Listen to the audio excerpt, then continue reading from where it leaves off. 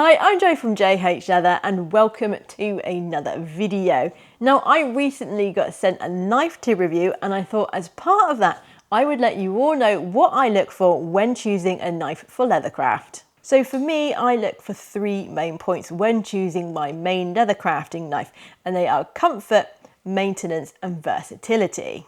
If I am cutting leather all day, which does sometimes happen, especially around Christmas, then I need my knife to be comfortable to use all day and not cause me any pain in my hands or further up my arms. Now, I like my knife to be nice and versatile, so a one-for-all sort of knife, one that I can both cut with and skive with, because I'm lazy and I don't want to keep picking up different knives to do different jobs. And finally, I need my knife to be easily maintainable.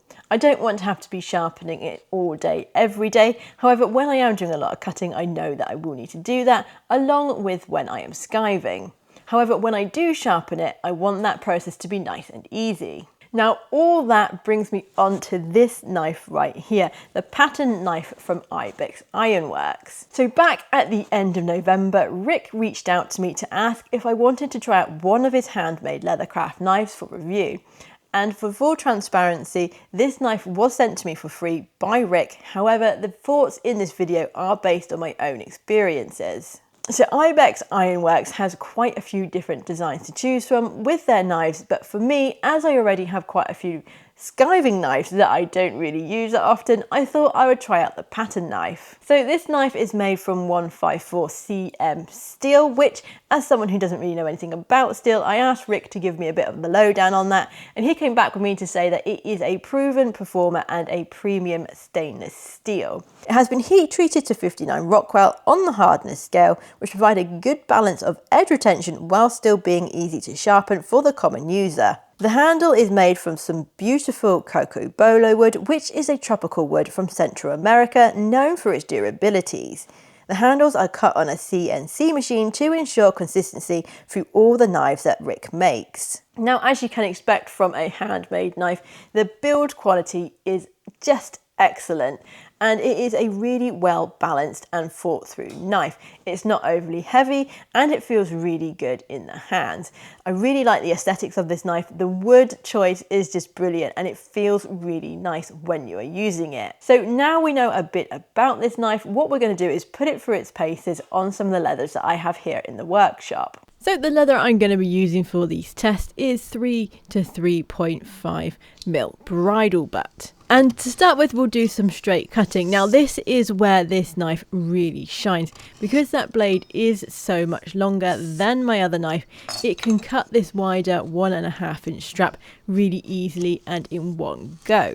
So we all know I love an egg point, and this knife cut them really well on this bit of bridle butt that I am testing. As with all knives, when you are cutting something like this, you want to make sure they are really sharp beforehand, and that's going to make your life a whole lot easier.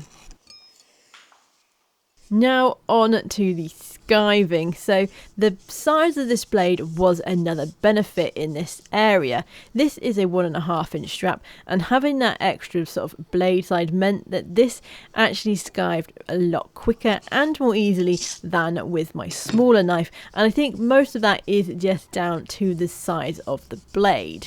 Because the blade on this smaller knife is a lot smaller than on the pattern knife, it took me a little longer to get the skiving on this 1.5 inch strap to what I wanted. Another thing that I use my knives for a lot is to cut rounded corners. So I've just drawn some corners onto this strap here, and the pattern knife performed really well. You can use that nice rocking motion with this knife to make some small cuts and work your way around that curve.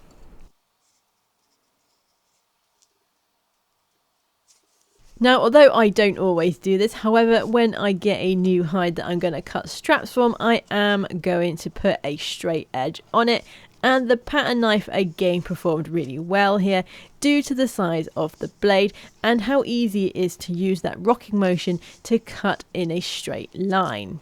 So having used this knife over the past 3 months, I am happy to say that I am really pleased with it, and I've actually started to use it as more of my everyday knife over my original knife that you've seen in all my videos. The knife arrived in time for me to do all my Christmas orders, and a lot of that involved cutting out blanks to go in the laser cutter, ready to get made into DIY kits. And I can say that it was really nice and easy to use, and it was really comfortable in the hand. Another comfort point to this is that the knife is really well balanced and it is not overly heavy, making it ideal for use all day, every day. As you saw in the earlier clips, this is a really versatile knife. Not only can it cut straight edges, it can cut curves and corners, and it is really good at cutting my egg points onto the bridle butts that I use for my belts. Now, the larger blade on this has actually come in handy when cutting out my straps. Because it is that much bigger than the smaller knife that I have, I can actually more easily cut my straight sort of square ends on the ends of my straps with one sort of press of the knife, rather than having to push the knife through with my smaller one, which has a significantly smaller blade. So far, the only place where I've really had issues when using this knife is when cutting internal corners. However, that is something that I struggle with my other knife as well, so I'm not too worried about that. Now, when it comes to the maintenance side of this to start with was a bit of a struggle for me, not being used to having to sharpen such a large blade when you compare it to my smaller knife. However, with a bit of persistence and a helpful video from Rick, I have got my sharpening down, and it really doesn't take too much to sharpen to get this knife ready to use all day. So do you need this knife? Well, that depends entirely on where you are in your leather crafting. If you are a beginner and just getting started, then I would recommend a more entry-level knife just to get you going and make sure that you actually enjoy leather craft. Then when you feel you are ready, or you've been crafting for a while and you are looking to invest in a new knife, then this one could be the last knife you'll ever buy.